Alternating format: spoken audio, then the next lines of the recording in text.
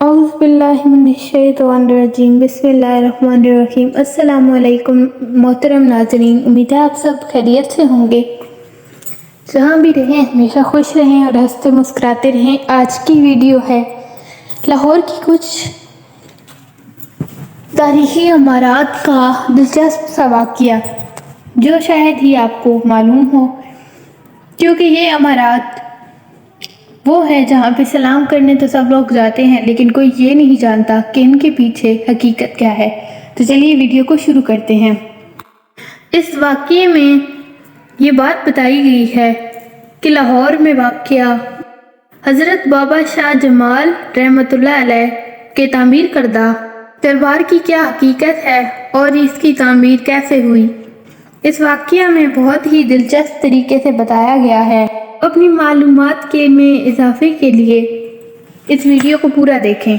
एक मर्तबा मुग़ल बादशाह अकबर जलालुद्दीन की बेटी शहजादी दादी सुल्तान बेगम एक खूबसूरत और आलीशान महल तामीर करवा रही थीं, जिसमें बड़े बड़े तालाब वगैरह बनवा रही थीं। शाही महल पर पैसा पानी की तरह बहाया जा रहा था। उसकी तामीर पर काफ़ी ज़्यादा खर्च किया जा रहा था।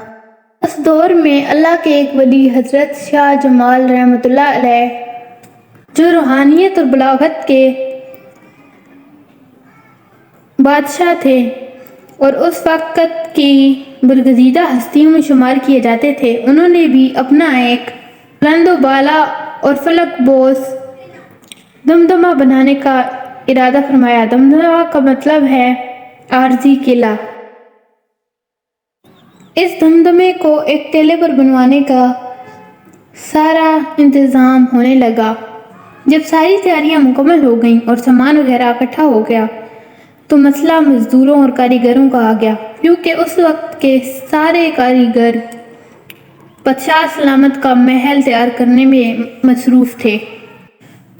फिर बाबा जी ने उन तमाम कारीगरों को अपने पास बुलवाया और कहा कि बेशक कि तुम शाही कारीगर हो, लेकिन कारीगर तो कारीगर होता है। उसकी जिम्मेदारी है कि अगर वो बादशाहों का काम करता है तो उसे फ़कीरों का भी काम करना पड़ता है।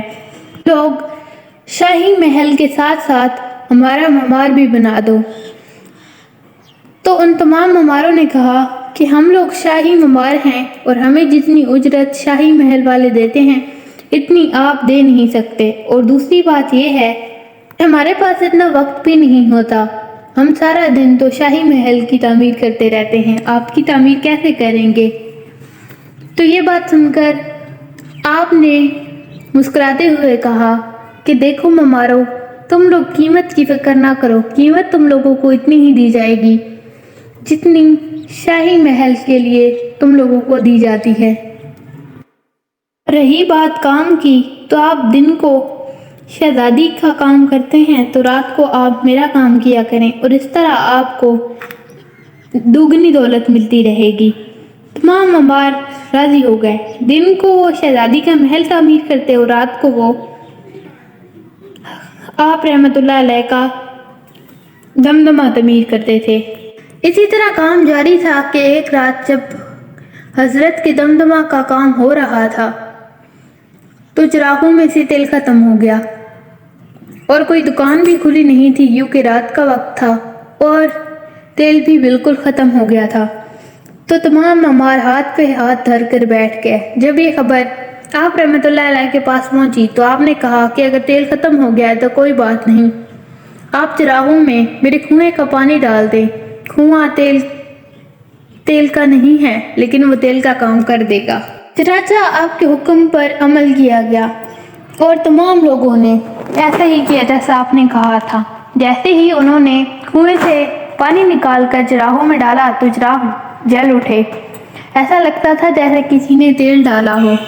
अल्लाह ने अपने नेक बंदे की मुंह से की गई बात सच्ची साबित कर दी।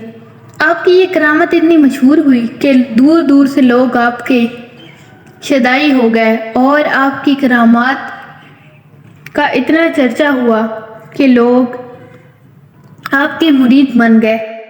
वही राजू ममार जो आपका काम मजदूरी पर भी करने को तैयार ना थे, अब फ्री में करने को तैयार थे। لیکن اللہ کے ولی نے کہا کہ میں تم لوگوں کو اجرت دوں گا، کیونکہ وہ اللہ کے ولی تھے، اور اللہ کے ولی کی یہ خاصیت ہوتی ہے کہ وہ اپنے دین کا کبھی بھی غلط استعمال نہیں کرتے۔ آپ کا یہ معمول تھا کہ جب تمام مزدور صبح کے وقت کام ختم کر لیتے تو آپ انہیں اپنے پاس بلاتے اور اپنے مسلح میں ہاتھ ڈال کر پیسے نکالتے جاتے اور تمام مزدوروں کو ان کی مزدوری دیتے جاتے۔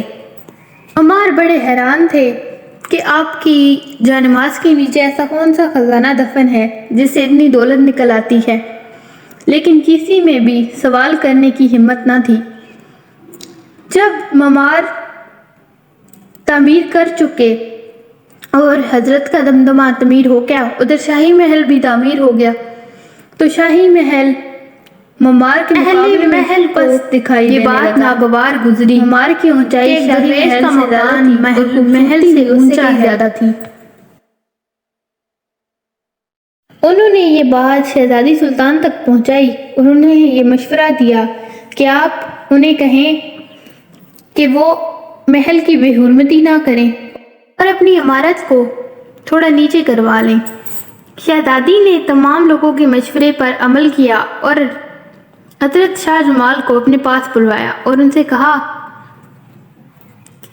کہ آپ کا عمارت ہمارے محل سے اونچی ہے اور یہ ہمارے محل کی بے حرمتی ہے اور ہمیں یہ بات بالکل پسند نہیں آئی۔ اگر ایسی کوئی عمارت کوئی امیر بنواتا تو ہم اسے لازم سزا دیتے، لیکن آپ درویش آدمی ہیں اور ہم آپ کے ساتھ الجھنا مناسب نہیں سمجھتے، تو بہتر یہی ہوگا کہ آپ اپنی عمارت کو ہمارے محل سے تھوڑا سا نیچے کروا لیں اور گروا دیں۔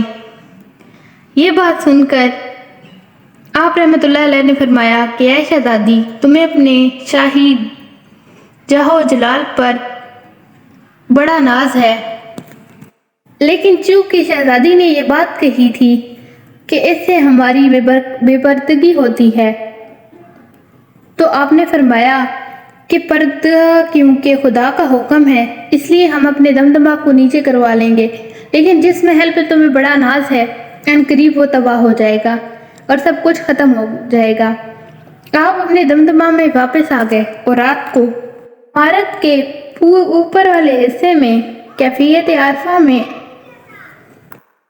2 منزلہ عمارت رہ گئی، جو آپ جذب کی کیفیت میں ایسا دھمال ڈالا کہ 5 منزلہ عمارت زمین بوس ہو گئی اور صرف آج بھی موجود ہے۔